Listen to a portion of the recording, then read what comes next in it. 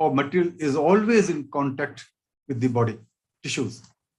And this is where you find these categories, 4 important categories that you find there. One is the wound dressings, other is the tissue engineering materials. Tissue engineering is a new domain where people create and develop your own body parts in the laboratory. Sutures are the stitches, which are widely known, being used in centuries, and catheters as well. So all these materials have innovations one way or the other. And there are features which are related for each and specific application domain. Some of the areas where you find the application of textiles is in different complications which are taken care by these materials. Sutures, stitches, you can see that which is used there. And quite often you find there's an infection in the stitches. Sometimes you find pus formation takes place because of the infection of bacterial growth that takes place in there. Hernia mesh is also knitted structure. It's a knitted PP. Although these days you find PP combinations with other polymers as well. But the hernia mesh certainly also has an inherent problem of infection and seroma as well. Medical implant stents are there. Acne problem is a serious problem, and people need patches to really take care of those things. Wounds, especially the wound care system, where you have to cover the wound with some dressing.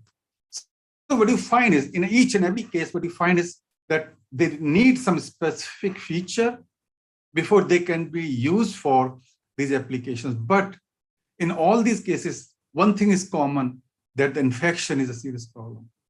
And one has to remember it, that if infection prevails in the system, you cannot cure it. The infection word looks like very simple. No, anybody can say there is some infection. So it's a very simple thing to happen, but this infection sometimes becomes very complicated. It could lead to septicemia, and amputation has to be carried out. So something which looks very simple in the form of infection, but this is very, very a serious situation if it runs out of the whole controllable devices.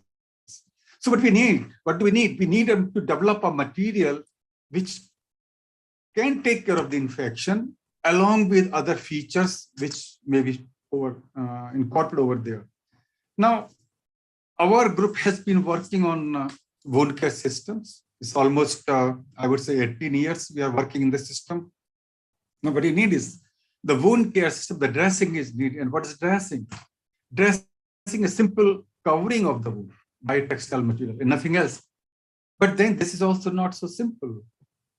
What you need is that this covering should be biocompatible, because the dressing remains in contact with the tissues, so that there should not be tissue reaction from the body.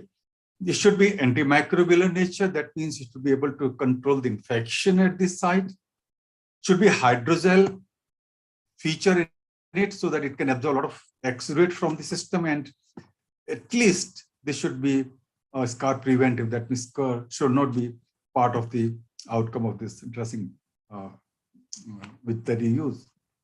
So what you need is a dressing, not as a simple cloth or the fabric, but you need a fabric which has, we can call it sarva guna sampanna, and this is how is needed in each and every material. Only then you can say that your material is going to give you the best features. Now, how do you design it? That's how the important thing is. You need a material which has all these properties in there. But the question is, how do you design these materials? And this is where materials engineering comes into picture. And then at IIT, we are working on this materials engineering program, where these days we are using these materials, try to design them in such a manner that they give you the required feature in it. Now, important thing these days has been that traditionally people were using synthetic polymers, but now slowly and slowly you find that people are moving towards the biopolymers. A lot of biopolymers are being used for different applications, and very simple biopolymer is the pectin. You get this pectin from oranges or many other sources. So this is how you can have these biopolymers, you can develop materials out of it. Similarly, there are other possibilities also. You have the biopolymers like chitosan. Chitosan you get from seafood processing industries, because you have a lot of, from mollusks and prawns, you find this chitosan coming out. And this material was not known that it's so good 30 years back, but in 90s, people started having interest in this material. And today, most of the wound care systems are trying to develop materials out of chitosan, because it's not only biodegradable, but also original bioresource, it's antimicrobial in nature, and moreover, it can stop bleeding to some extent. So, all these features make this chitosan a wonderful material to take care of the wound care or the wound healing at any site. Now, just polymer is not the only thing which you can have. One more thing that you need in the system is the healing agent. And this is also, giving you a lot of interest towards the herbal materials. A lot of herbal, not of natural materials are in the market today. It could be aloe vera, it could be curcumin, it could be neem oil, it could be many other possibilities. A lot of essential oils are also there. So these materials are, being used in combination with the biopolymers. And the nature is full of these bioactive components. So what you find is that all these components could be really very effective things, could give you very effective thing that could be used for healing. Well, another thing which has been added these days is that if the infection is too high, it's too much infection, people go for the nano silver part. And this nano silver is becoming, a boom, almost kind of boom these days. So you have a wide choice of polymeric materials. You have wide choice of herbal materials. And the thing is how then you design these materials for wound care. And this is how you can see over here. One of my students, Rupali, she was working on this. She is now in the US. But she prepared these dressings, cotton fabric based dressings full with aloe vera and curcumin. White one is with aloe vera. The second one, yellowish one, is with curcumin in it. And she developed these dressings, and these dressings were so good that I tell you, wonderful outcome out of it. We found these dressings with some combinations in it, which we patented in 2014. These dressings, you can see that they are scar preventive in nature. The fresh wound on the animal studies, you see the fresh wound. And after 21 days, it was very difficult to find where the wound was. And that's the beauty. And that's what we patented this whole thing in collaboration with Jamia Hamdard. So this is how, this is how you design the ingredients in the system. This is how you design a composition of the system so that what you get is the one that is needed for the healing part. Subsequently, we also found that people are moving towards nano, and it's true that the future lies in nano. And the reason is simple, because nano gives you high surface area. It has innovative features in it, and you can mimic the nature also. And both the possibilities are there in nano. You can have this nano aspect in polysaccharide based systems. Polysaccharide means cellulosic materials or carbohydrate materials, or else you can have the protein based systems like gelatin and silk and other materials. So what you find is that these nanomaterials have really given a beautiful outcome these days. Our group is working on bioactive hydrogels for treatment of different things. And these are the herbal things which I'm showing you: tea tree oil, clove oil, neem oil. And out of these works, Surabhi was our PhD student. She is now working with DRDO. What she did a beautiful thing by using the honey in it. And you see, when you use honey and combination with clove oil, I can tell you that it controls the infection completely. You can see the pure membrane is full of bacterial colonies on the extreme right side. But when we have the honey in it, when we have the clove oil dressings, the infection control is so much, I can say virtually 96, 97% over there. So these are the systems. These are the systems which are excellent systems where you can create these compositions based on herbal systems, and you can design how what composition should be there. This whole PhD program showed that what composition should be taken so that the infection control is there, healing is there, and the proper and precise healing comes out at the end. And you can see over here also that how the cotton fabric, the dressing, without any ingredients, bioactive ingredient, you can see this S or is the surface is full of the bacterial colonies or mites. But then what you find is that in case of the hydrogel-based system in clove oil, hardly any bacteria attaches to it. So the system you can see over here that is really effective against the bacteria or bacterial colonies, whatever you call it later on. And here is the healing part. You can see this, how the healing takes place. Control, in 21 days, the control, there's at the end, there's a lot of wound which is still there to be healed. But with clove oil or honey or aloe vera, especially with aloe vera, you find that healing is almost complete. So wonderful, wonderful outcome as the healing behavior of aloe vera is evident over here. If we compare clove oil, manuka honey, and aloe vera together. So this is how whole thing comes out, that we can design and develop these materials in a proper manner. Another new thing which people are working on is the silver or silver-based systems in there. And you find what happens in silver. Silver is beautiful. I can tell you, this is not only antibacterial in nature, but this is also antiviral in nature. So what happens is if you have silver immobilized surface, what happens? The bacteria comes to its contact, and immediately, there is a killing of the bacteria, instantaneous killing of the bacteria. And if you release the silver from the system, even if you don't release, it's okay. But if you can release it, the things are much faster, and you can kill the bacteria much, much faster. And this is how we developed, we created these, or we designed these surfaces, hydrogel surfaces, where silver is immobilized. But the question always remains, how do you immobilize it? And this is how you can see the beautiful thing which has come out, functional nano silver. People are working in nano silver. The first time I remember when Shameta was working with me, she started for her MTech program in 2007.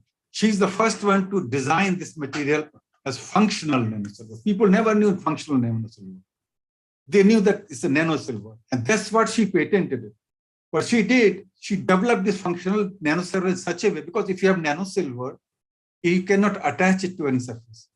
But this silver, which was developed, created, innovated by Shameta, this has a functionality so that you can attach it to any surface. That means the leaching problem was overcome by this whole scenario. And this innovation was so good, I tell you. We got crores of rupees from DBT to go ahead with this whole program on functional nano silver for human health care. So thanks, Shameta, a wonderful job you did with us. But then we continued further. And you can see the impact. The middle one, the picture in the middle, what you see is that nano silver ruptures this E. coli cell wall. It's so effective. And it's a few minutes. The same picture was taken by Shameta in 2008. So this gone completely. And you see the third picture, the E. coli is completely fused. So this whole thing shows the importance of the nano silver in any system towards controlling the infection at the site. And subsequently, we are working again in after 2008, we continued our work, developed the PET fabric, other fabrics, in collaboration medical college in Gangtok. And you can see that we carried out animal studies over there, and we have new systems where we have newer and newer functionalities with many different bioactive ingredients such as aloe and curcumin, etc. And you can see over here again that if you have aloe vera, if nano silver, and if you have aloe vera together, the things work much better and much faster than the individual thing. Because when we have two things together, the nano silver takes care of infection and the bioactive material, aloe vera, takes care of the healing part. And this is how the cumulative effect, synergistic effect that we find with these systems over there. Now, but interesting part comes that if you have the nano silver, very good, you can immobilize it, but the surface, if the surface is not receptive, what do? That means you have to decide, you have to functionalize the surface also. See, the cotton has hydroxyl groups. Okay, the wool has amino groups or hydroxyl or some other different groups over there. But then, what about PP? Polypropylene, non-woven fabric doesn't have anything. So how do you attach any bioactive component to these materials? And this is where the bonding is needed. The bonding can be done by functionalizing the fabric also. And how do you functionalize the fabric? This is where the plasma functionalization comes into picture. What happens in plasma functionalization? You treat it with plasma, and by plasma, you create the radicals and functional groups are created. And these functional groups, then they can immobilize or they can bind the bioactive agents on their surfaces. Now, this functionalization process is very simple. You can virtually design this surface the way you want. Suppose you want amino groups on the surface. So what you do is you take ammonia as the gas and you create amino groups. Suppose you want carboxyl group on the surface. You take CO2, go for CO2 plasma, create carboxyl group. Suppose you want hydroxyl groups on the surface, PP surface. You have water. Water means you can have steam there. So if you have steam, you have hydroxyl groups. And this is how, and how much time it takes. It takes seconds. I tell you, 60 seconds plasma functionalization will completely change the surface of PP from hydrophobic to hydrophilic. There's no other chemistry in this world which can change the surface from hydrophobic to hydrophilic in 60 seconds. Any chemical reaction that you carry out, any chemist who does the chemical reaction takes hours together with a lot of effluent coming out and sustainability problems. Plasma gives you everything in such a way which is impossible otherwise. And this is some of the examples you can see there. PP fabric, in the beginning, you see the top. The drop is there, so contact angle 90. In other case, after 60-second plasma or maybe 100-second plasma, as soon as you place the drop, you can't measure the contact angle because drop no more remains there. It moves deep into the fabric. It's highly hydrophilic. So this is the beauty of plasma functionalization, that to transform an hydrophobic surface to a hydrophilic surface in fraction of seconds. And this is what we exploited for our subsequent work. And you can see over here, you can change the carboxyl functionality, very good carboxyl functionality that you get by plasma. So what we did, we used this whole thing to develop materials like sutures, stitches, which can offer you infection-free environment, okay? Because infection, see, if you're living in big cities like Indore, you have big hospitals. Max is there, maybe Apollo, I don't know if it's there or not, but big hospitals. What about the people who live in villages? Very difficult because infection is the problem over there. So they can't go to the doctor so easily. If you can develop inherently antimicrobial infection-resistant sutures, I think it's a boon. It's a boon, and you can give happiness to the millions of people who live in rural areas. And this is what we carried out. So what we did, we took PP, you can take mesh or you can take filament, treat oxygen plasma, then we take carboxyl containing monomer, graft it, you develop a material with carboxyl groups, and then subsequently you can take this carboxylated material immobilized by some bioactive component. And that's how we applied for 3 patents, were granted 2004, 5, and 10 on this work. And you can see over here, animal part is very important part. If you develop any medical device in your system, you see over here, unmodified suture, redness is there, edema, we call it swelling, local swelling is there, and lot of inflammation.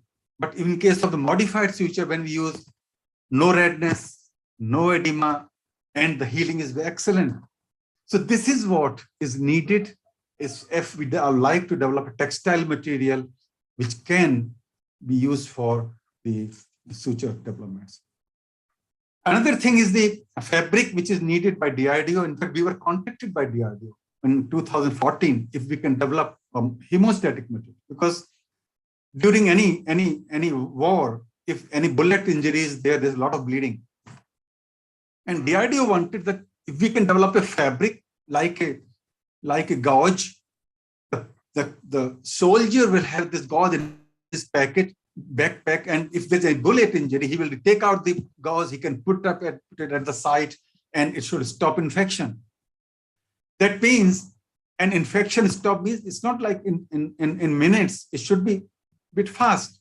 And this is where we are working on a system, we are working on a program where we have a fabric or non-woven fabric, which can be used as gauze or as the hemostatic material.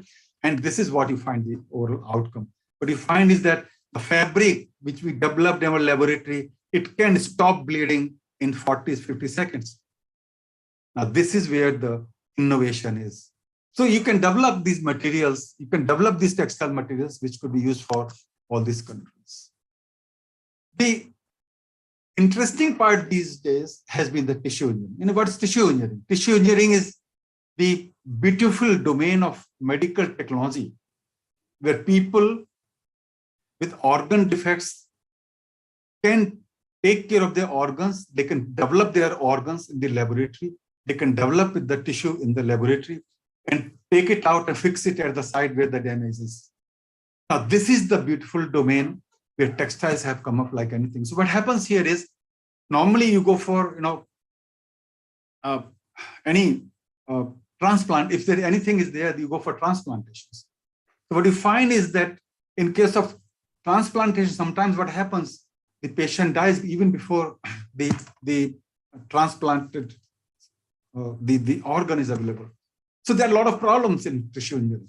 So what we do is, by tissue engineering, we take the healthy cells by biopsy from the patient's body, and these healthy cells are taken out, grow them into a specific tissue, and after growing them in a specific tissue, we try to put it on top of textile supports, and finally we transplant it to the site or put it and use it at the site of the damage in the body parts. So this is what we started in 2002, this tissue engineering program, because I remember when I started this tissue engineering human organ reconstruction in 2002, nobody was working in this domain. Now, what you find is that this is the urinary bladder reconstruction. A lot of time you find that the bladder has serious problems. There's tumor, bladder extrophy is also there. So what happens is that what we did, we took out the urothelial cells by biopsy, expanded it outside on a knitted structure, and this knitted structure was then made into a scaffold, and whole thing was then transplanted back to the patient. Now, why this whole thing like a knitted structure? Because knittings are always, they can expand and contract. So this is how very important thing came out. And what you find is that from few cells from the patient's body, we could develop a live urothelium, which you find almost 5 to 6 centimeters or 6 centimeters. And this is what I wanted to show you. If this works, then picture is old picture.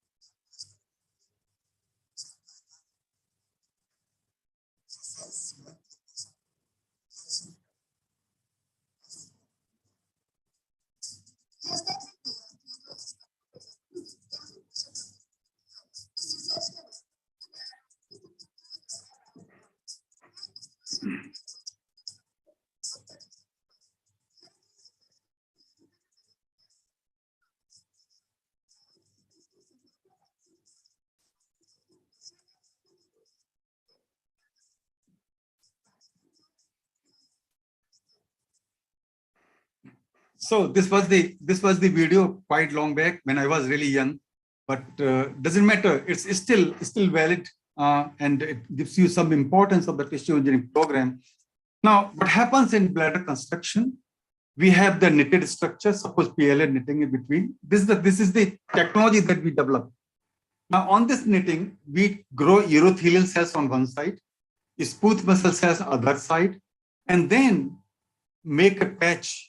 Now, this whole patch is transplanted and placed at the place where the tumor is in the bladder. Remove the tumor, place this textile patch, and what happens with the time there is vascularization process, this goes, and at the same time, slowly, the PLA degrades. PLA is a polylactic acid, it's biodegradable, it degrades. And what you get is, at the end, a perfect patch of the bladder with urothelial lining as well as smooth muscle cell lining. So this is the technology that we have been using about it. Now, subsequently moved into cardiac systems. A lot of problems are there where you can have these materials for coronary artery because atherosclerosis is the serious problem over there. So the question is, how do we develop these? Suppose there's a bypass surgery. How do you develop these blood vessels which could be used for the bypass surgery? And this is how we started with the PhD program of Sameta. She worked on cardiac systems where she developed blood vessels for us. And what she did, she used PCL as the system.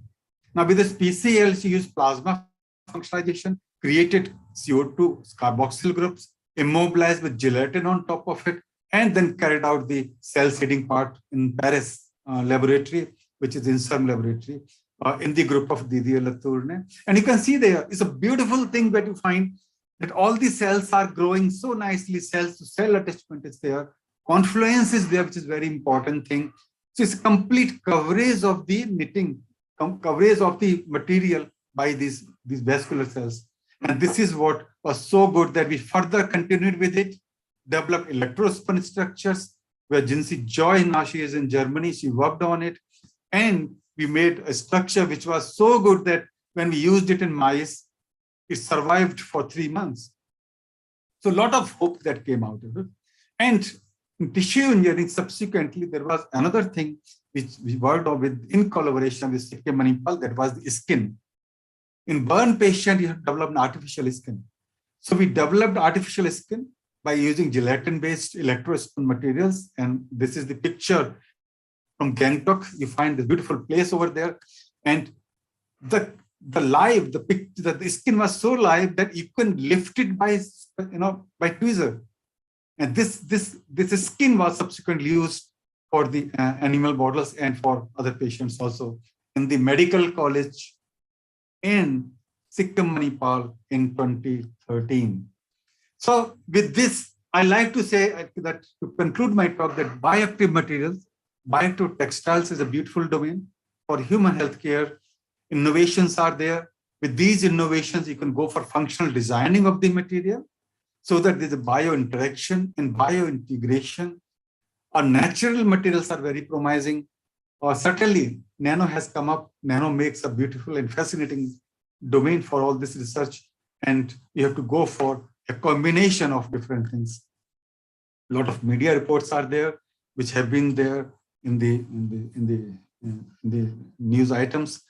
This is the financial support. I'm really thankful to different places. EU, from EU, I got a lot of money from Switzerland, from France, and from India also. All the funding agencies, they gave money to our laboratory to carry out this task. Faculty collaborations have been there. Professor Hilborn was there from Sweden. And from France, we had 3 collaborators. From Italy and from India, I'm still working with some of the collaborations. And finally, you see the group, my research group, who really contributed this whole thing. So So all of them, some of them are working on tissue engineering, others on wound care systems. Some of them is still working on nano materials and catheters, etc. And finally, I like to say thank you so much for your patience. If there's anything, any question, I would be glad to answer that. So thank you so much. Thank you, sir. It was actually it revived my student days. Thank you. I again learned a lot. So I would like to see if anyone has any question, please ask, sir.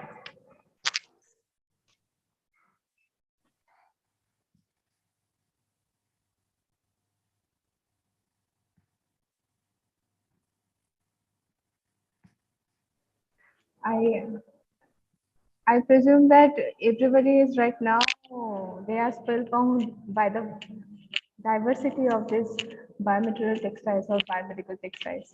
So in this note, I would like to say, I would like to request our session co-chair, Dr. Namit Gupta, kindly conclude this session.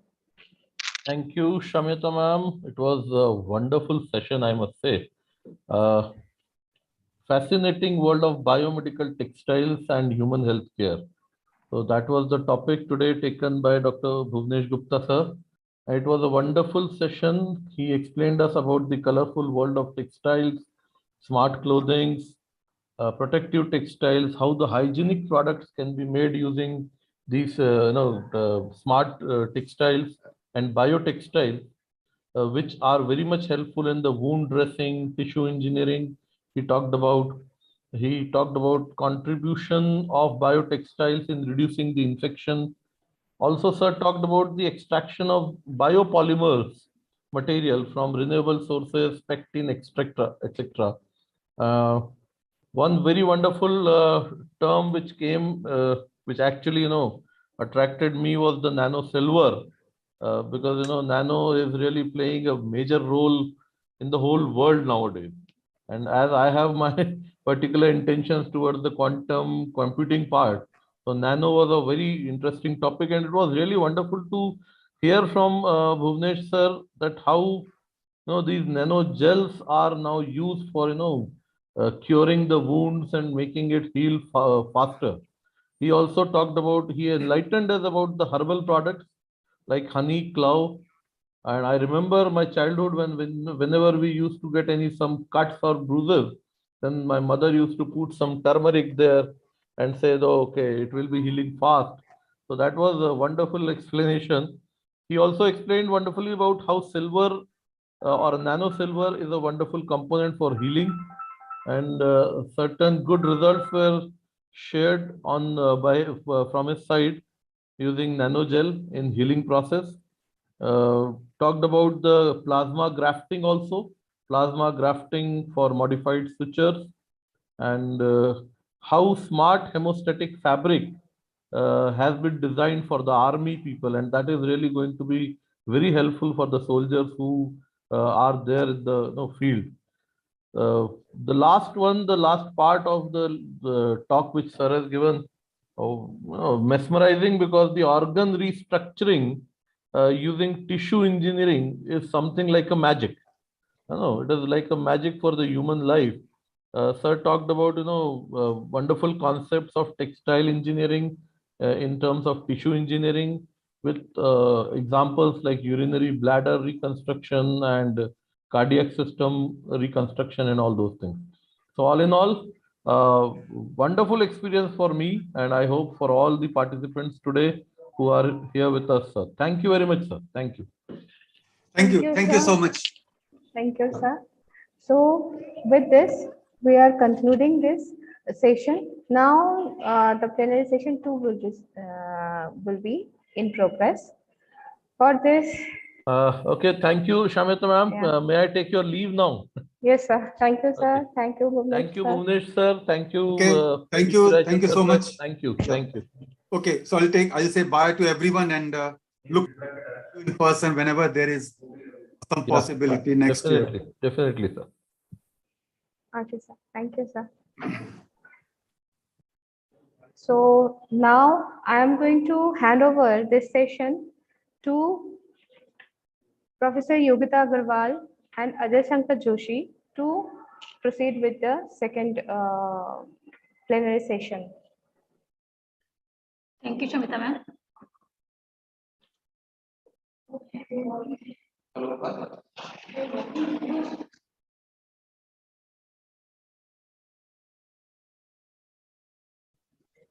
Ma'am, please unmute yourself.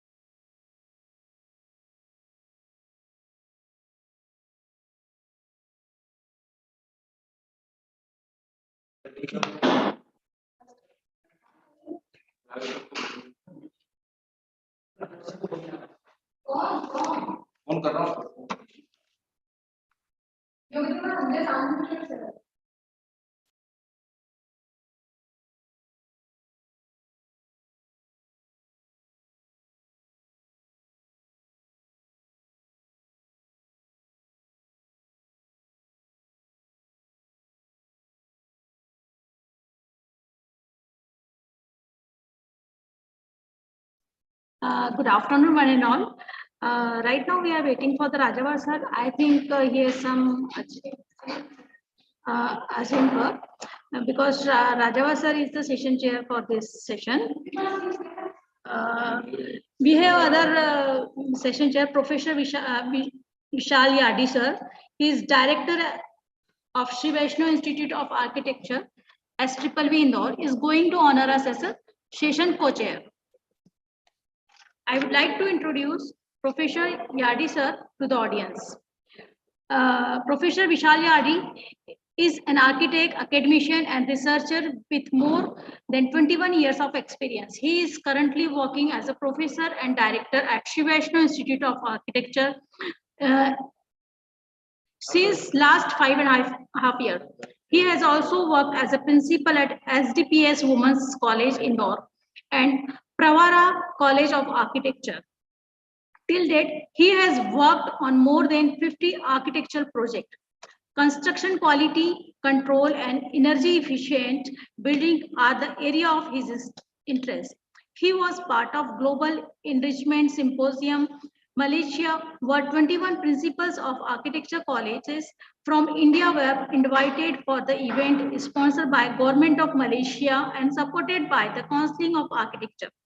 He has also been a member of Indian Institute of Architects, Indian Institute of Interior Designers, Board of Study, SNDT University.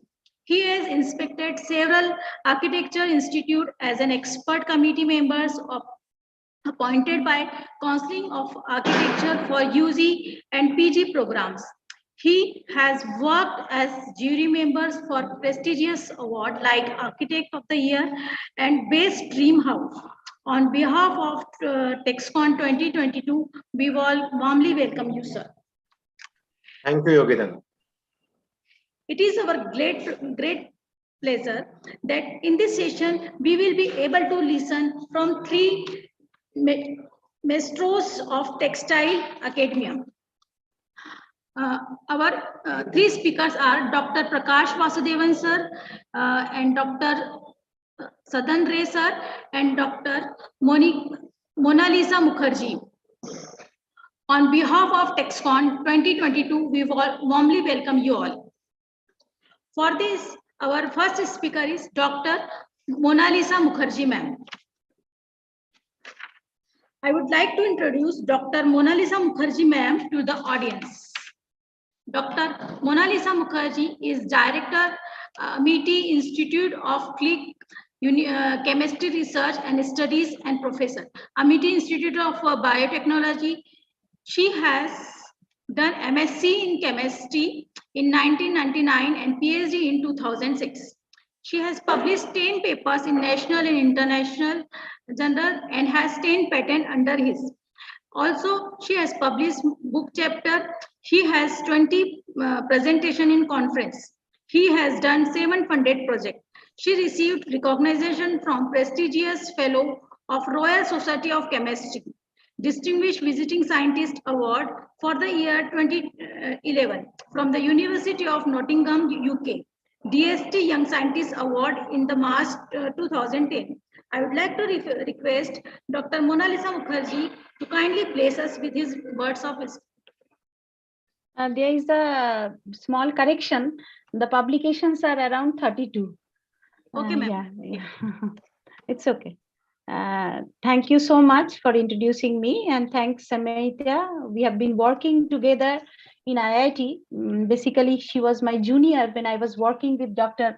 Alok Ray, and I have done my PhD from IIT Delhi in biomedical engineering. And that's how we know each other. So should I share my screen for my talk today? Yes, ma'am. Yes.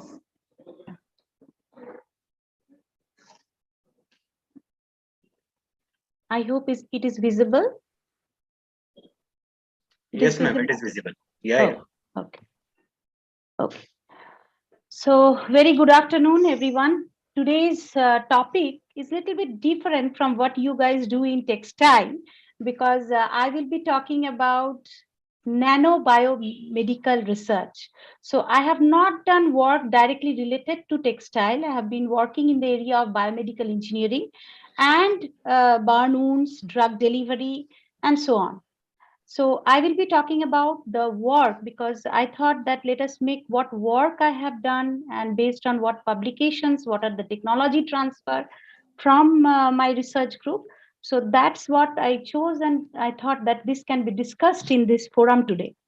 So before going to the details, I would tell you that we are in the midst of a large paradigm shift driven by exponential growth of new technology, and we are witness to faster and more comprehensive change, which is shaped by new technology than any civilization in history.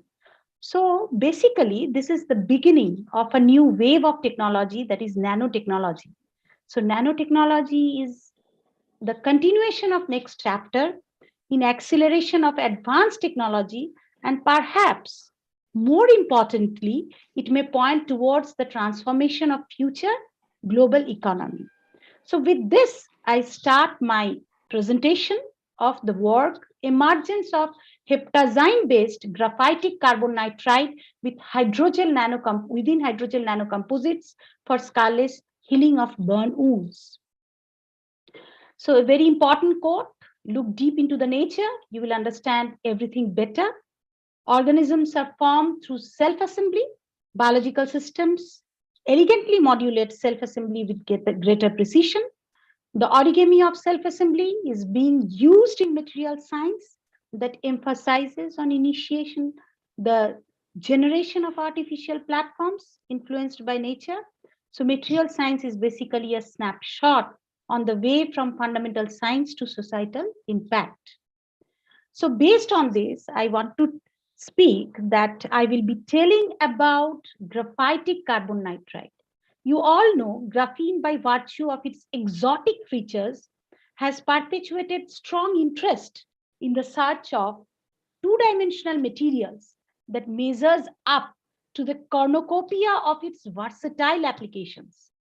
So analogous to graphene, graphitic carbon nitride, embodying a unique hexagonal framework with CN bonds in place of carbon-carbon bonds, has recently become a thriving alternative owing to their exceptional stability, high versatile and physicochemical, optoelectrical and thermal properties, an expansive range of applications spanning chemical synthesis, heterogeneous catalysis, energy conversion, and environmental remediation. So exotic means unusual and interesting. which we often see in some of the undesired reactions. So why exotic nanostructure formation so difficult? Because of the facile control over spatial arrangement, nanoscopic building blocks in bottom-up synthesis of functional materials, high level of complexity. Now, again, what is bottom-up? Suppose we start with small precursors, we end up in a bigger molecule.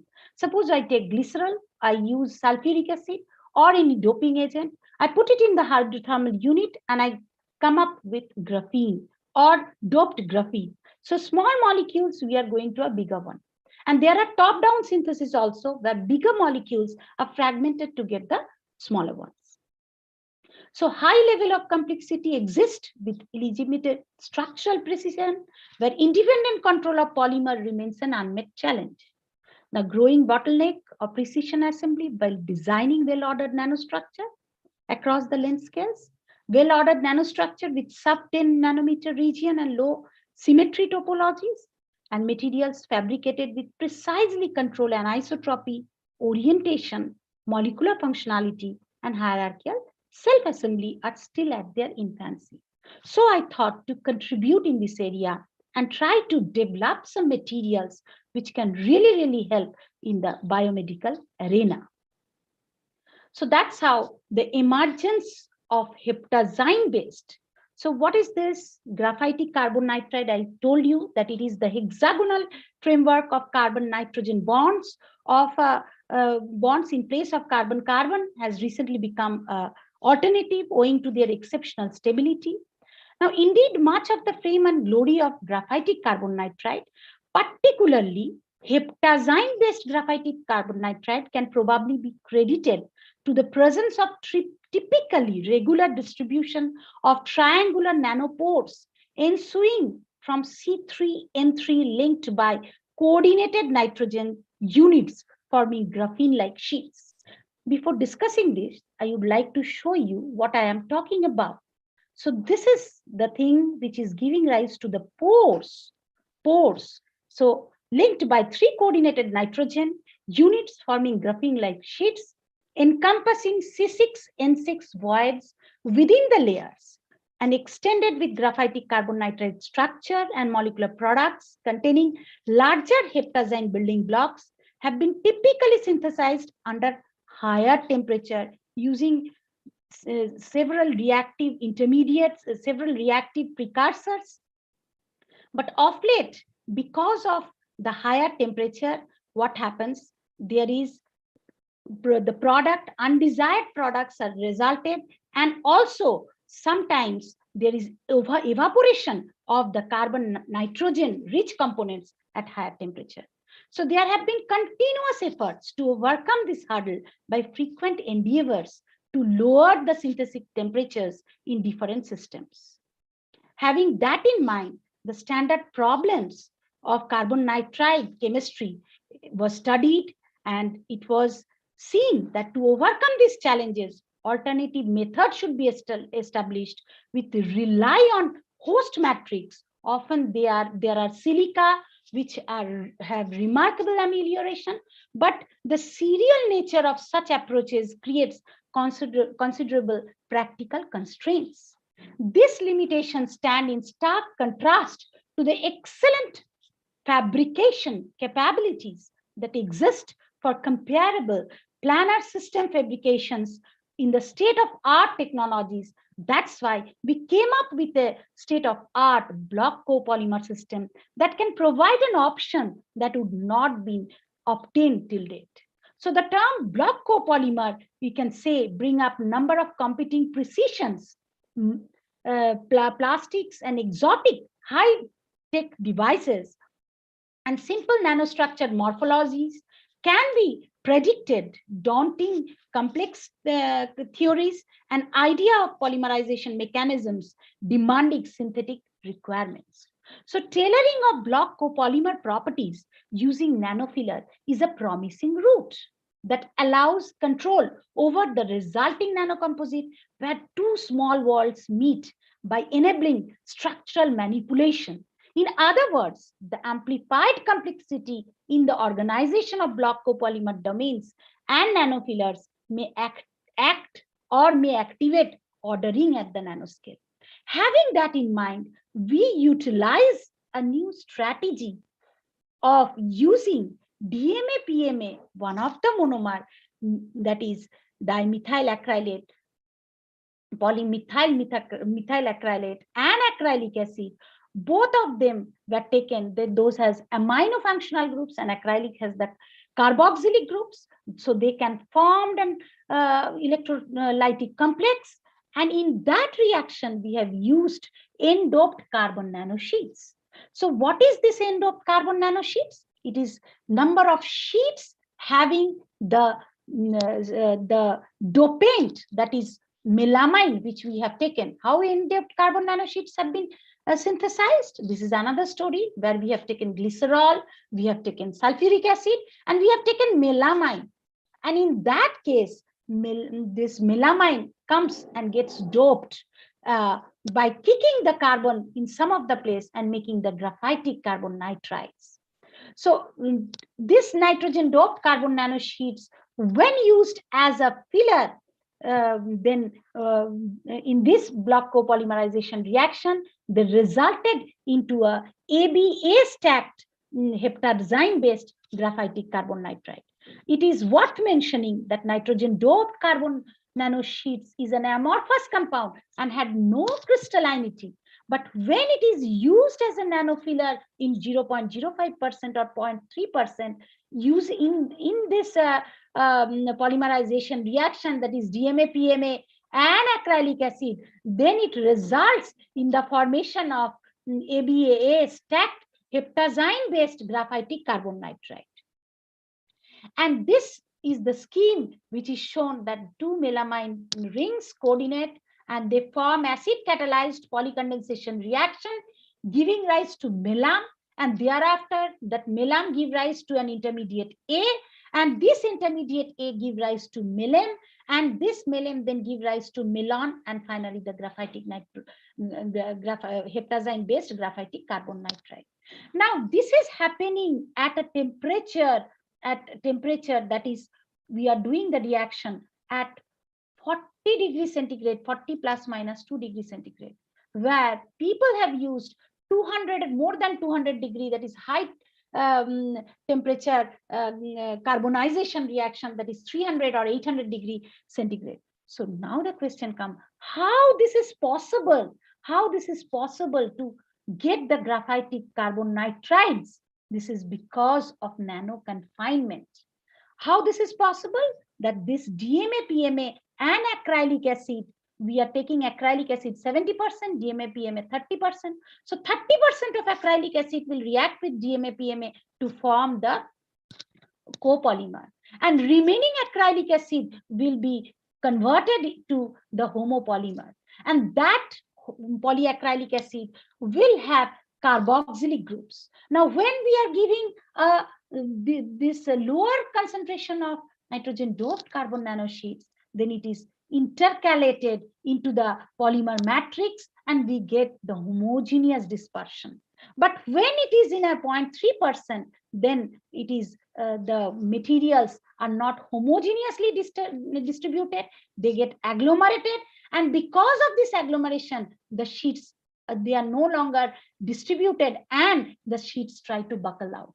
In buckling out, they try to create a nano confinement where this nitrogen doped carbon nanosheets takes a proton from the carboxylic groups. This proton is being furnished by the polyacrylic acid carboxylic domains, and this melam is formed in the nano confinement. It gives a cage-like structure, and with this intermediate, we get rise to heptazine carbon nitride. Now the question may come that how do we know that these are the plausible reactive intermediates in the reaction? This has been done with the DFT studies, and we got the energies based on which we predict that this is the plausible pathway to generation of this heptazine-based graphitic carbon nitride.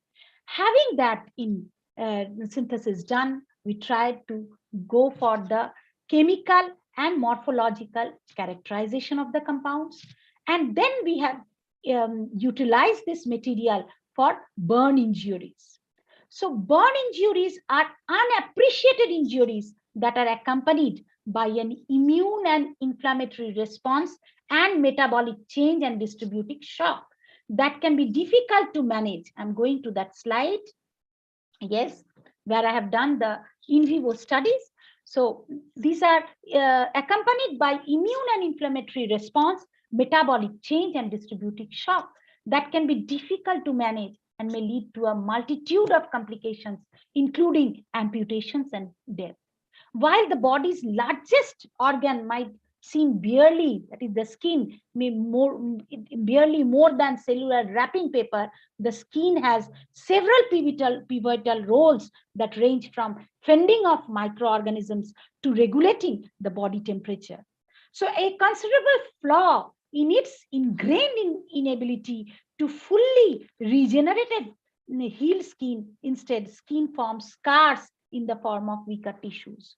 Although some important strides in terms of healing has been made, but there are critical demands for new technologies to improve the burn recovery acutely in long term. And that's why skin regeneration, being a spatio-temporally complex process, needs materials that enable regeneration devoid of maladaptive healings. Recently, an array of burn wound dressing has been developed to maintain the moist environment and achieve accelerated skin regeneration. However, the limited rate of burn healing as well as lack of scarless wound healing constrains the utility of these dressings. So we thought to come up with the moist environment of the hydrogel and creating an heterogeneous surface with the help of these compounds, that is heptazine-based graphitic carbon nitrates and intercalated carbon nanosheets. So we have used this, and we have used a medicine called losartan, and we have done the wound healing studies. So before going to the wound healing studies, I have given the snapshot. I should tell that we have tried to characterize the compound morphologically. So we see that few layers of stack sheets devoid of buckling in ICPN, that is A to C. And these are the sheets. And prominent buckling morphology, that is E to I. The buckling morphology, see this buckling morphology with giving rise to a petal-like structure has been seen in the ACM. So ACM is the surface morphology. But we should know what is happening in the bulk. That is why we went for the TEM studies. In that we see that the HRTM images sheet-like planar assembly and intercalated NCNS in ICPN, that is the nano nanofillers, nitrogen doped carbon nanosheets are intercalated into this polygon matrix at a lower concentration, but at a higher concentration we form tubular-like architecture. When we zoom that, we found that it has the lattice planes. And further, seeing the selected area diffraction pattern, we confirm that is heptazine-based graphitic carbon nitride, and it has also been validated with the help of XRD taken by our students in the laboratory. So the XRD also predicts the presence of the HKL planes, which have been seen in in the indexing of the SAD pattern of the heptazine-based carbon nitrides.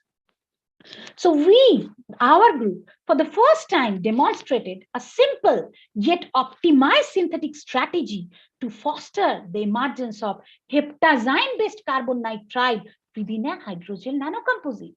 So by employing N-doped carbon nanosheets as a nanofiller in a free radical mediated aqueous copolymerization with monomer acrylic acid and DMA-PMA, that is 3-dimethyl amino propyl methyl acrylamide, this system lends to an excellent model to explore the block copolymers, which can be leveraged to give rise to the heterogeneous structure.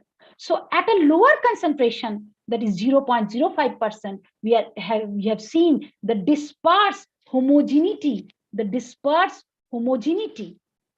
and interact intimately with the polymer matrix, creating a substantial interface zone and individual nanofiller. And this dramatically affects the mobility of polymer chains, minimizing the folding tendency to yield sheet-like intercalated nitrogen doped carbon nanosheets, polymer nanocomposites, which we call it ICPN. On increasing the filler concentration, that is 0.3%, the intercalation phenomenons get perturbed due to oriented aggregation. That is the oriented aggregation which takes place. And because of this oriented aggregation of nanofillers, a surge in entropy gives rise to a buckling of the sheets and results in tubular aggregates. So ensuing from the concomitant buckling and nano-confinement effect, the polyacrylic acid domains deprotonate. The polyacrylic acid domains deprotonate. I said that 40% of the acrylic acid is remaining, which gets converted to polyacrylic acid domains, and they deprotonate and facilitate the acid catalyzed condensation of melamine, which is inside the nitrogen doped carbon nanosheets. As I told you, that the melamine groups are flanked in between the two sheets, and they facilitate the acid catalyzed condensation of melamine within the hydrophobic cage of NCNS. This is the hydrophobic cage, we call it, within the NCNS. This is the hydrophobic cage, and leads to a planarization of heptazine rings, forming quasi-heptazine based graphitic graphitic carbon nitride with discrete ABAB and ABA packing patterns, which has been further seen from the SAD pattern and also from the high resolution HRTEM images. So if you see this is the ABAB pattern. If you see this is AA pattern. So owing to the nano confinement, both the patterns are there. Now this has a critical role in giving rise to the scarless healing that has been validated by our research group recently. So having that in mind, done the morphology, we have also done the FTIR, that is the chemical characterization, the Raman spectroscopy, the XRD, and the XPS to validate the chemical structure, and also have seen the rheological behavior of ICPN and HCPN. And we have taken the temperature dependent viscoelastic properties with respect to storage modulus, loss modulus, and frequency dependent viscoelastic properties with respect to storage modulus and loss modulus. So having all this characterization done, we then went for the wound healing part. So basically, the salient features of these 2D nanosheets and the large surface area considerably augments the interface with polymer chains, leading to the alteration of properties of the polymers. And during polymerization, the polymer chains must stretch around the NCNS obstacles and generating a loss of conformation of entropy. So the TGA results demonstrated, which we said demonstrated a slow rate of degradation of ICPN in the initial 2 stage, indicating the presence of strong polymer nanofiller interfacial interaction as an effect of uniform intercalation in the polymer matrix. This effect is also in good agreement with the glass transition temperature analyzed through DSC. Notably, proper dispersion of the nanofiller combined with strong interaction with the polymer matrix give rise to substantial interface zone around the individual sheets and thereby altering the mobility of the polymer chains. An effect similar to that was observed in the ultra-thin polymer films. And this prevails an intimate contact between the polymer chains and exfoliated nitrogen-doped carbon nanosheets. This behavior is attributed to the nano confinement of NCNS, preventing the disentangling of the polymeric chain. As a result, the morphologies are engendered by entropic penalty that builds up the enforced surface energy, which is reduced, minimizing the folding tendency of the individual sheets.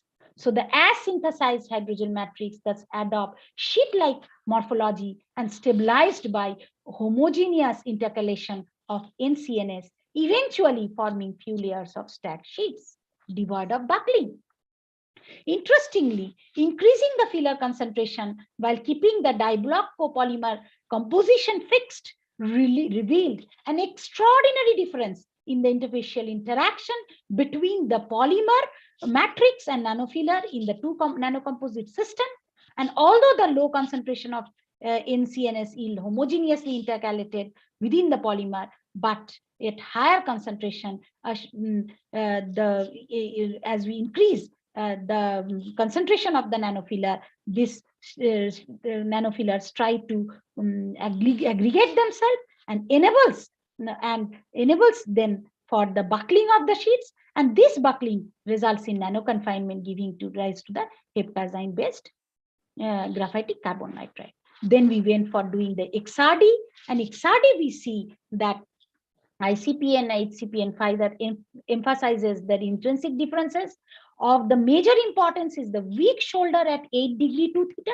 You see the 8 degree 2 theta, there is a shoulder that can be attributed the packing of the methylene sequence with alkyl nanodomains, which we indexed as 001.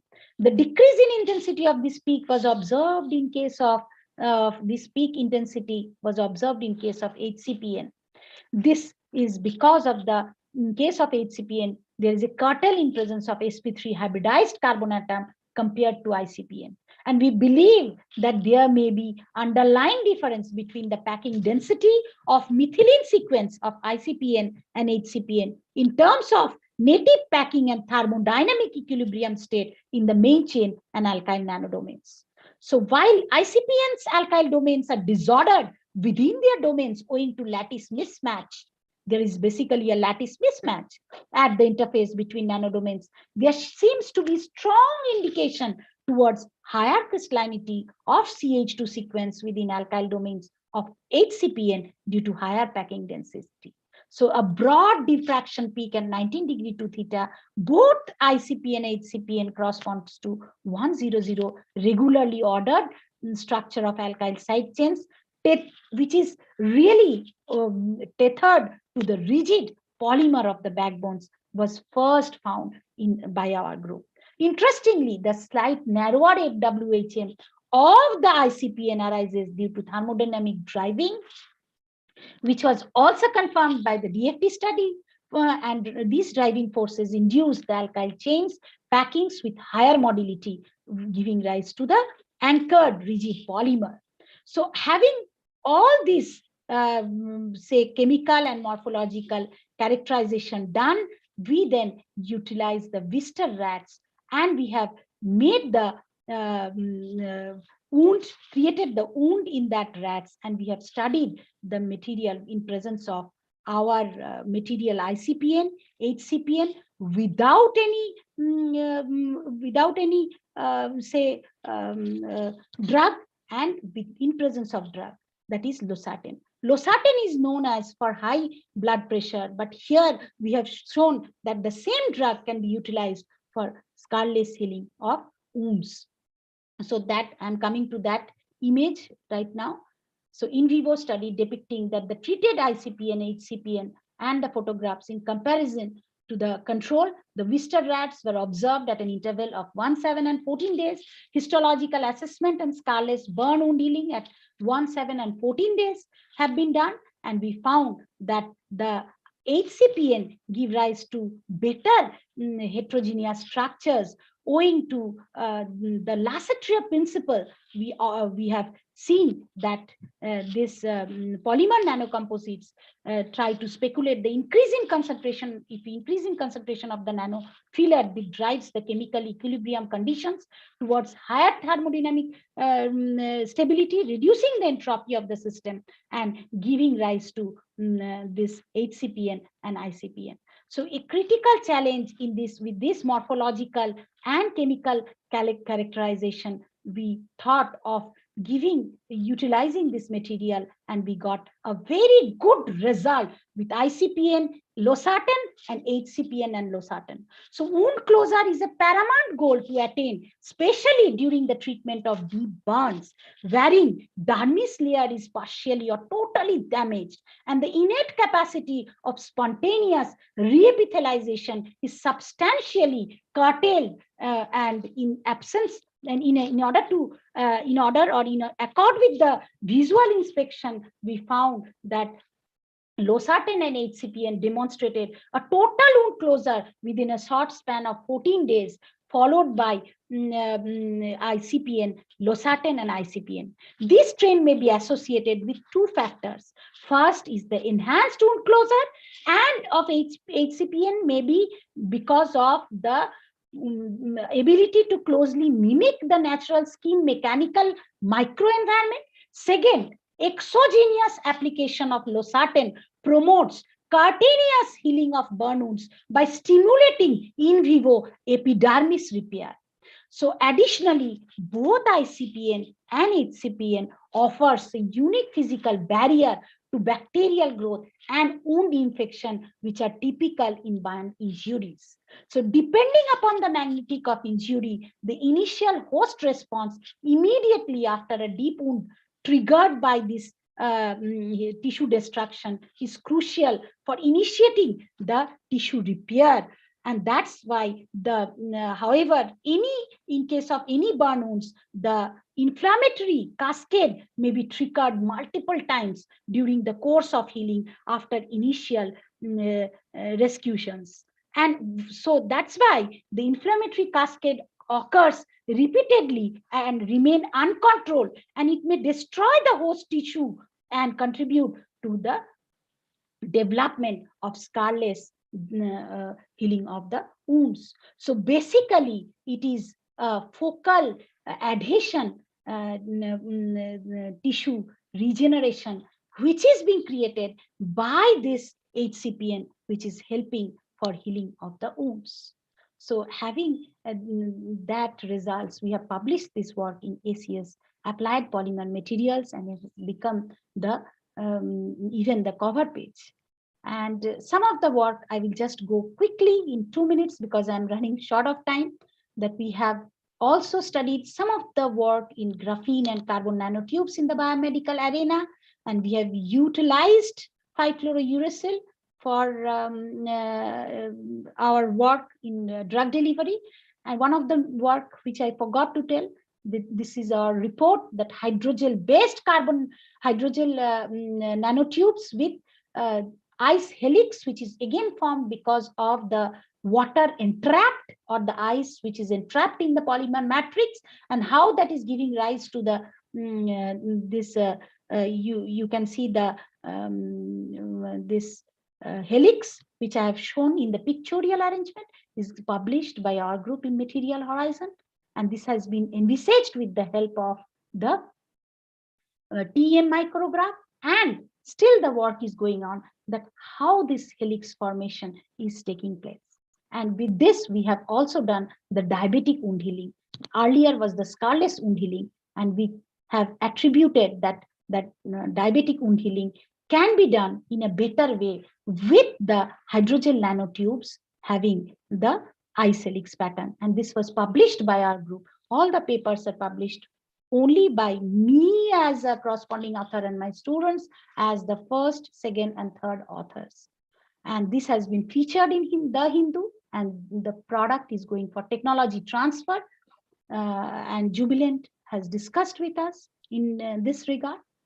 And then we have also discussed about, which I'm not going into the details, of graphene quantum dots, how they are trying to shape the polymers into Kagom and Janus, and how these Kagom and Janus are then being utilized for drug delivery. And that has been again validated in the in vivo rabbit model in the DRDO, the biphasic system.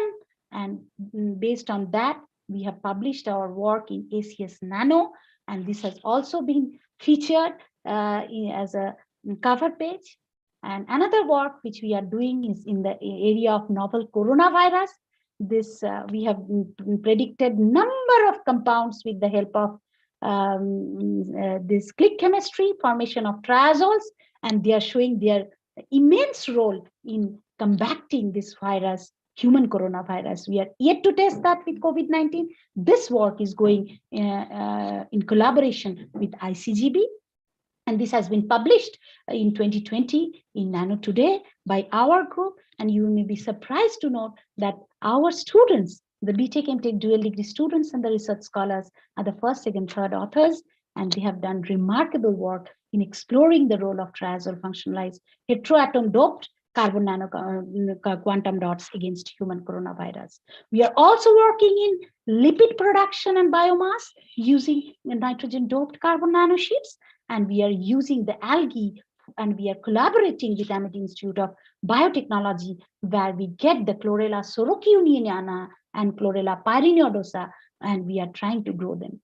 We are also working with nanocrystallosomes. This paper is under review in nanoscale recently, and this is our group. Our group is established in 2016, and I am professor of biotechnology. I have started my career as assistant professor in Amity University after completion of my PhD and postdoc from IIT Delhi. But in 2016, I started this click chemistry group because I got in 2011 Royal Society of Chemistry the Distinguished Visiting Scientist Award. I went there, worked with John Moses, who is a very favorite student, and I think 5th student of Barry Sharpless, who is the Nobel laureate known for Sharpless epoxidation reaction, who has coined click chemistry in 2002, and thereby I have tried to make a group. The youngest scientist, Dr. Namitharan, he is an organic chemist and click chemist, the SRS awardee, who has done his work as a DST Inspire fellow and was nominated as top 10 DST Inspire, and he got the fellowship, and he has started working with us. Dr. Saikat Datta, the Ramalinga Swami fellow, Dr. Ranjan Patra, the Ramanujan fellow, Dr. Vivek Mishra, who is working in the area of green chemistry and click chemistry. This is our lab facility. This is the infrastructure which we provide to the students in click chemistry. These are the papers which we have accepted in ACS Nano, Material Horizon, in green chemistry, in environmental energy and science. These are the patents which has been accepted.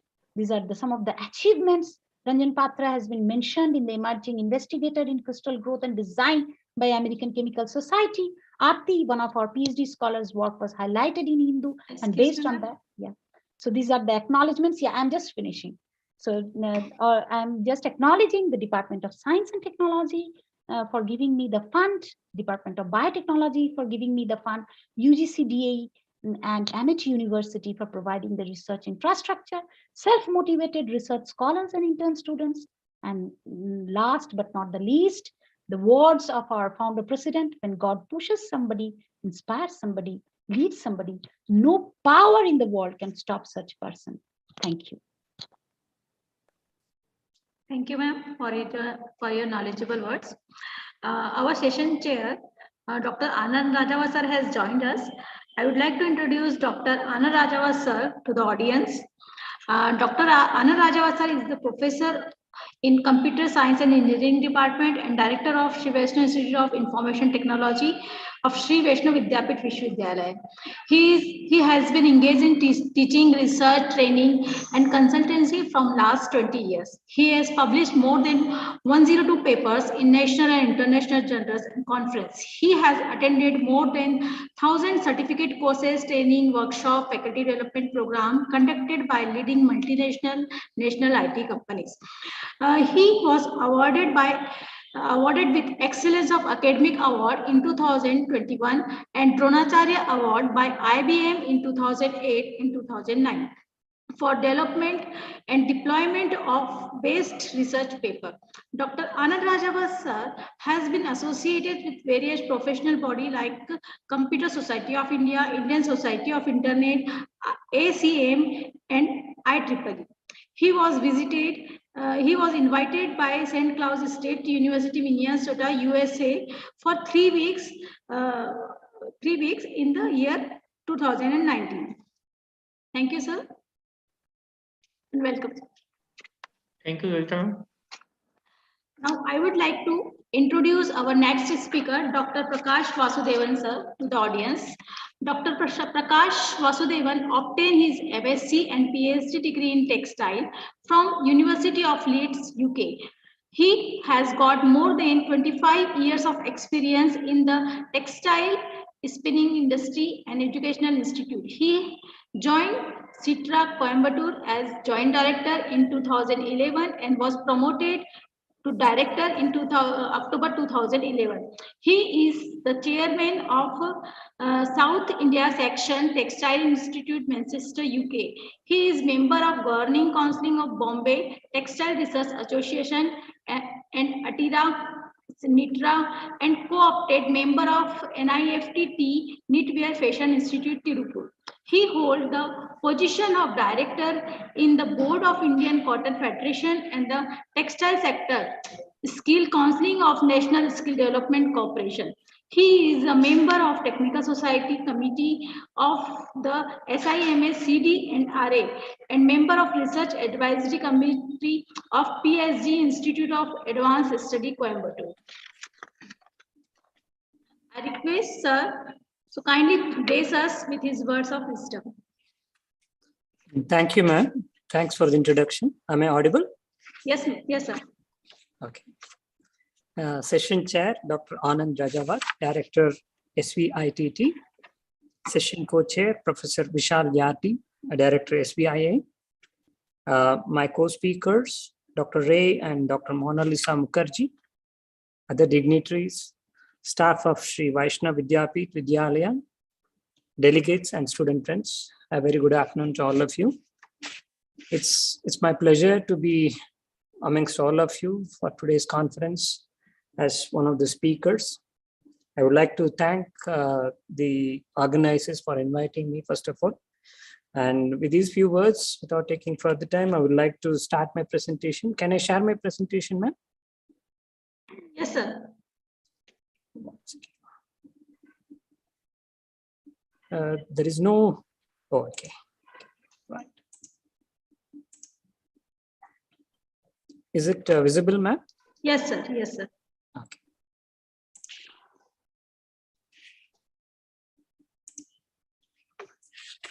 So today I would like to speak about research on medical textiles from a global perspective. We all have heard about medical textiles, and this conference is on medical textiles. So, but for the benefit of those who are new to this subject, I would just give a brief introduction before going into my main presentation. So we all know that textile has been an integral part of our life for thousands of years now. And textiles has been used in healthcare and hygiene for a very long time too. You know, for thousands of years, textiles has been part of healthcare. And the basic advantage of textiles is that the textile fiber and the textile structures, they offer a lot of scope, and different applications can be made. So that's the advantage of textiles because of the structure of fibers, the structure of yarn, fabric, and the combination that you can work with. You can actually come up with several products that are useful to medical applications. And the medical textiles spans the entire spectrum of healthcare, you know, right from the easiest products that are used in the hospitals, the most complicated implantable materials, and as they say, from womb to tomb. And the main advantage of medical textiles is that the current developments, I would say especially, has enhanced the quality of healthcare to the levels that have not been witnessed for several decades in the past. And most important aspect is that there is a special emphasis on aesthetics as well. And patient comfort is one of the criteria when we are designing medical textile products. So simply, medical science plus textile technology gives rise to medical textiles as a field. And there are 5 broad classifications. One is the implantable textiles, and second one is the non-implantable ones. And we have extracorporeal devices which are actually used outside the patient, like blood filters, you know, air filters, etc. Healthcare textiles, they are simple products. It could be bed linen, the curtains, and other hygienic products. And we have hygiene textiles like baby diapers, adult incontinence materials, and all the other stuff which are under the hygiene textile category. So in a hospital setting, we can say the medical textiles is used in the patient, within the patient, on the patient, near the patient, as well as for the patient. So this is a brief introduction about medical textiles. Now I would like to jump into my main presentation. So current research in medical textiles around the world. I'm discussing only a few products here. The list is not comprehensive, and there are so many institutions working on medical textiles around the world, and so I may not be able to cover all of them. And even with my limited knowledge, I can say, I can only explain a few of the products here. See, in current international research areas, a lot of work is going on implantable medical textiles. So I've just given a list of products, on which a lot of work is, interesting work is going on, like shape memory stents, resorbable stents, artificial cornea, cardiovascular patches, smart nanofibrous mesh for cancer treatment, nanofibers for brain infection prevention and treatment, artificial tendons. These are some of the products, which are very critical, and textiles is playing a very important role here. So let me just explain some of those products. The shape memory stents. These are actually made with shape memory polymers today. We all know that the stents are made with metallic alloy materials, but now they are being replaced by shape memory polymers. Basically, they have a lot of advantages because they are biodegradable, they're extensible, they are having lower weight, softer to handle, so they are very much advantageous over the stents which are actually using spring technology. So this work is going on in MIT, USA. And artificial cornea. This is another interesting area which I thought I should mention in my presentation. So these artificial corneas are actually expected to eliminate the need for donor corneas. We all know that when a person dies, and if he has agreed to donate his cornea, that is actually taken from the person and is implanted into others. And it can help in restoring the sight for millions of people if it is successful. And they are using sewing and embroidering technologies for producing this artificial cornea. And so many material and combinations are being tried today. And this is actually being carried out in Germany, in RWTH Aachen University. Cardiovascular patches. This cardio patch is made up of gold particle incorporated nanofibers. So this is actually used to replace the damaged heart tissue. The heart cell, the tissues, they have proteins which are responsible for electrical signal transferring, but they are actually lost during this tissue engineering process. And the cells, when they start to produce them naturally, which takes a lot of time, which the patient normally do not have. So these gold particle incorporated nanofibers can actually fill the gap. They fill the role of electrical connectors, and until such a time these cells are able to produce their own connector once more. This research is going on in Israel, Tel Aviv University's Department of Molecular Biology and Biotechnology. Smart nanofibrous mesh for cancer treatment. So this is actually, it's a very interesting product where they are using this mesh to treat the tumors. The epithelial cells can be killed with the application of this nanofiber mesh incorporated with drugs. And they are also capable of, temperature responsive materials they have. So, when we apply heat, the drug is released and these cancerous cells are killed. So this work is going on Center for Materials, Nano Architecture in Japan. And nanofibers for brain infection prevention and treatment. So these nanofibers made of PLGA, they have doped with antibiotics, and these are placed on the treated tissue, and because of the gradual release, they can actually prevent infection. This work is actually going on in Taiwan, Gunga University. Artificial tendons, here biodegradable polyesters like polycaprolactam is used. They could also be used in the electrospun form also. And work is going on in University of Manchester, UK. And a lot of work is actually going on textile scaffolds. Scaffolds is a very important subject in tissue engineering, and I think a lot of people in the academia are also working on tissue engineering projects today, and they have made very interesting scaffolds. They have made artificial cartilages with them. Braided scaffolds are also available, and nerve implants are possible. And they are also developed surgical mesh using microbial cellulose and collagen. So this is one example of what has been done with the help of a spider silk for tissue engineering. The research institution is Ghent University, Belgium, where they have used the silk and they produced a matrix which is actually going into human knee cartilage. As you might have learned, these cartilages are places where there is less vascularization, so the blood doesn't flow there. So any damages there, they take a very long time to heal.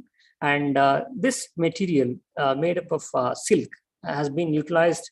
Not only this silk, even the natural silk is also used for developing these cartilages.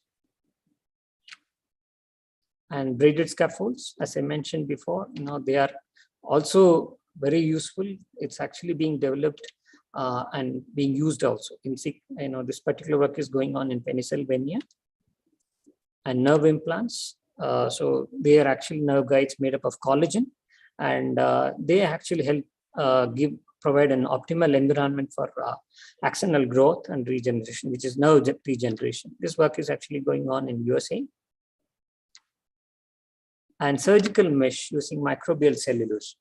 Normally we might have heard about surgical mesh, which is made up of polypropylene knitted structures only. So, but in this case, they have used microbial cellulose and hydroxypropyl chitosan. They have been blended together and spun as fibers using a dry jet wet spinning process, which is the lyocell process.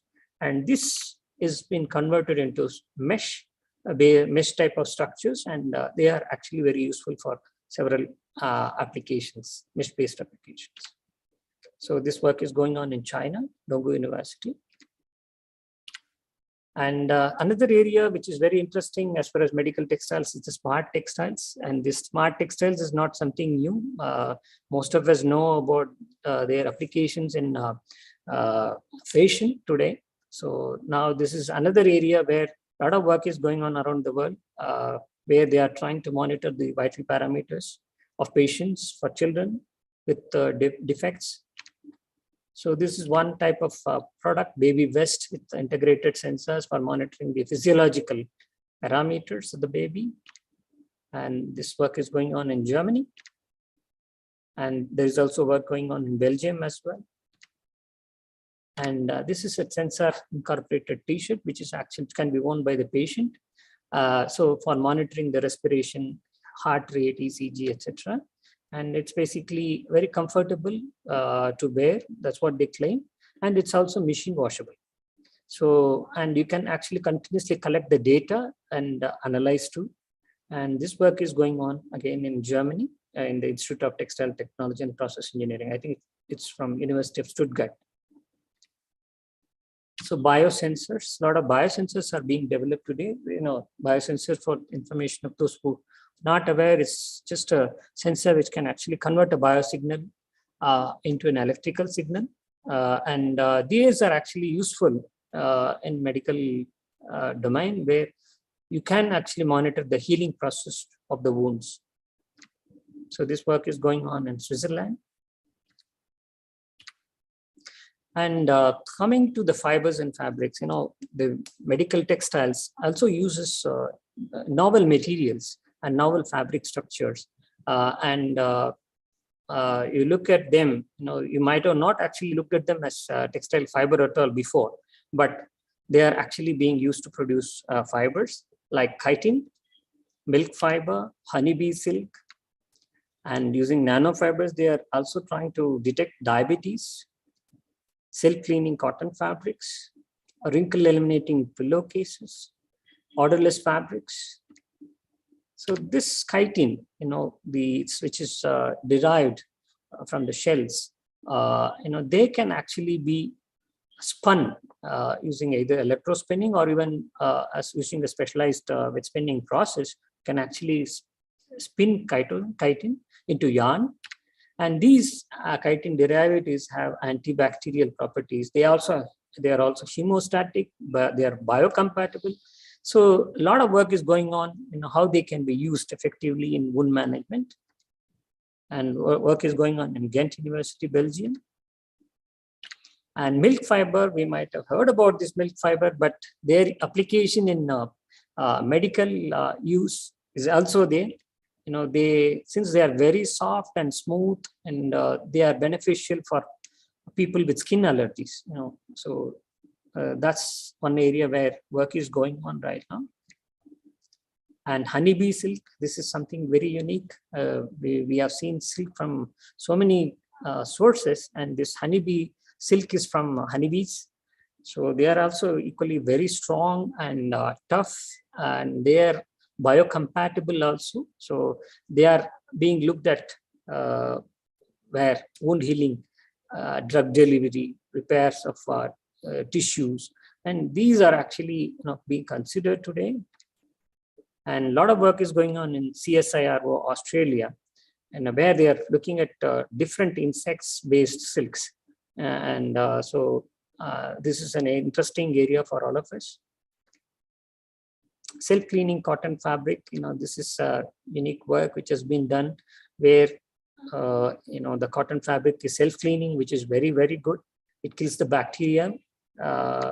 Just what it needs is exposure to light. So this work is going on in California. And another is odorless fabric. So this is something very, very simple. It can produce reusable materials from diapers to hospital gowns. They repel bacteria. That's what they claim, and they kill viruses too. And what it requires is just one machine wash. So this work is going on in USA. And wrinkle eliminating pillowcases. People, when they wake up from the bed, they see that there are a lot of wrinkles in their faces, and they claim it's because of the pillowcases themselves. It's not the pillows, but the pillowcase, they say. And this particular product uses a very high density. The normal thread count is 500 in a pillowcase fabric, whereas they are using 22,000 microfilaments per square inch. So this product, they claim, it acts as a natural moisturizer and prevents the moisture loss from the skin. So this is another interesting product. This work is going on in USA. The cooling garments for multiple sclerosis patients. So this is another interesting product for relieving of pain for these patients, and they actually help in mobility too.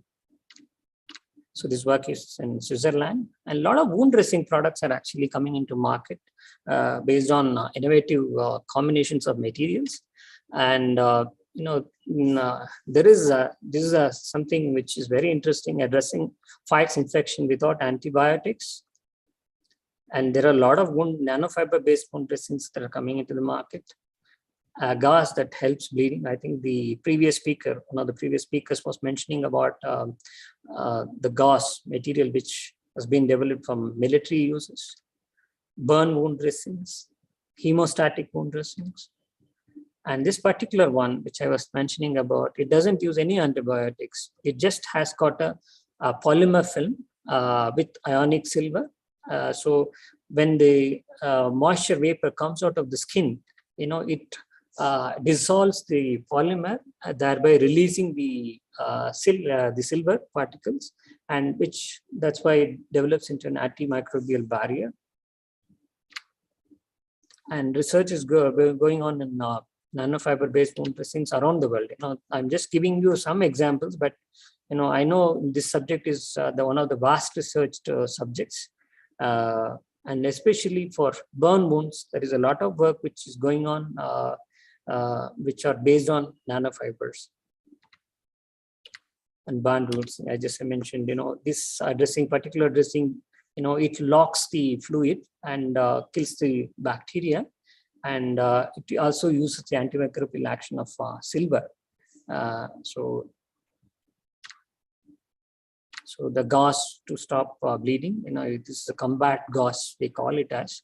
And this particular requirement is there in Indian Army too. They have been talking to us also to develop a product like this. In this particular product, they have used a kaolin based material for stopping the bleeding.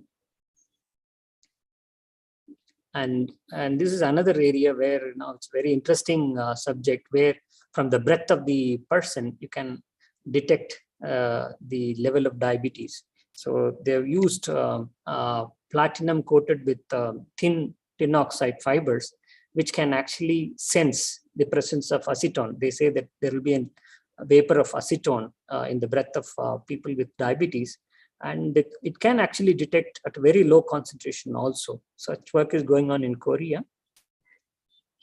So I would like to give, before I conclude, the work which is happening in Citra also, since we have a center of excellence for medical textiles at Citra. And this center has been there for almost 10 years now.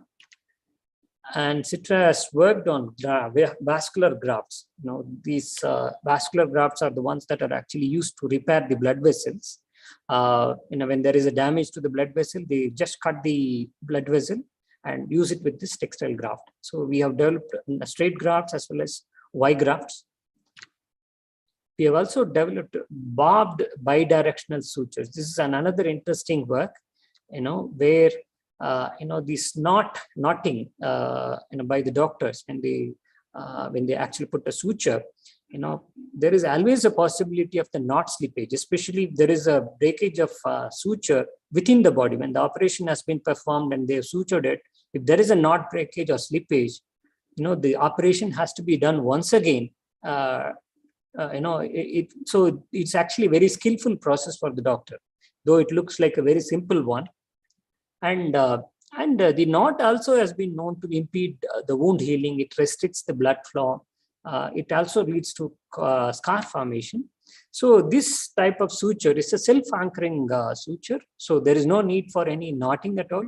It will just hold on to the tissues. So this has been developed by Citra, and also the machine to make these sutures have been developed by Citra. So we have developed the different types of wound dressings also at Citra for odor absorption and quick healing. And we have also developed textile matrices for wound management. This is a different technique using embroidery technology. We have used growth factors also in this wound dressing. And so this particular product actually induces blood vessel formation in chronic wound patients. Those who have difficulty in healing of wounds, this particular wound dressings will be very useful. We have developed collagen cotton hernia mesh,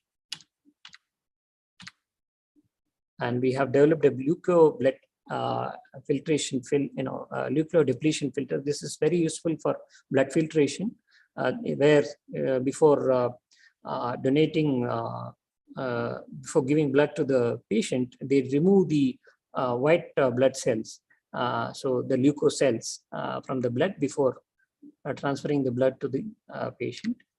So we use nonwoven technology. And these are some of the products that have been developed by Citra. We have developed a vascular graft, as mentioned before. We have developed a rotator cuff repair device, which is to where in the shoulders, if there is any injury, there is a tear in the muscle, these patches can be used. We have developed the fabric wall, which is actually commercial product today. The heart walls of TTK Pharma have the fabric developed by Citra. We have also developed anterior cruciate ligament, for the knee ligament repair. So this is another product that has been developed. So many different types of wound dressings that you see have been developed by Citra. And we have developed also HME filters. We have developed transdermal patches for delivery of drugs. This is another interesting area where you can actually deliver the drugs through the skin directly on the place where it has to be delivered, like cardio drugs can be delivered just over the heart. So different equipments have been also developed by Citra for, so many medical textile products. They have to be, so these equipments were not available when this center was set up. So Citra took it upon itself to develop all these equipments for testing all the medical textile products that are coming to us. So this, I conclude my presentation. I thank all of you for a patient hearing. Thank you very much. Thank you very much, sir. So for this plenary session 2, we have only 2 speakers. Now this session is handed over to Honorable Session Chair, Professor Vishal Yadi, sir. Thank you very much, Yogita ma'am. We really witnessed a wonderful session. Both sessions, I mean, they were very informative, very elaborative. The first session, which was emergence of hepatidine-based graphitic carbon nitride within hydrogel nanocomposites for scarless healing of burn wounds by Dr. Mona Lisa Mukherjee. It was very interesting session. It started with a very strong message that look deep into nature and you will understand everything better. Then she elaborated several chemical reactions for carbon nitride, presented very interesting wound healing studies for 1, 7, and 14 days, and its effects, and several compounds which are affecting the healing process. Then she elaborated tissue repairing process and healing of diabetic wounds. So very interesting session. And the second session, which was research on medical textiles, a global perspective by Dr. Prakash Vasudevan. It was a global perspective in true sense. I think all those students, researchers, all participants who attended this session, I think they are really very lucky because he explored a lot of things, innovative areas of research, where the need of the time is there, and the international research areas he has elaborated into in a detailed way, like nerve implants, surgical mesh, and so on. He presented elaborated the research areas in USA, Germany, China. So in all, both sessions were very informative and I'm very lucky, and I learned a lot from this today's session. Thank you both the speakers. Thank you, sir. Now, on behalf of TEXCON 2022 committee, I would like to extend my heartiest thanks to Honorable Session Chair, Dr. Anand Rajawat sir, Session Co-Chair, Professor Vishal Yadi sir, and all the honorable speakers of this plenary session 2. Thank you all.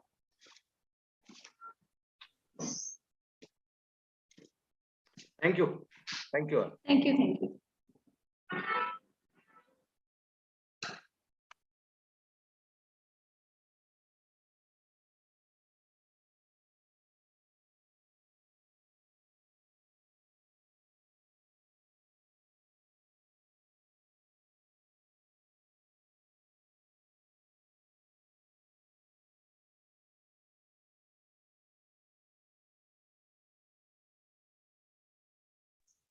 Garwal sir.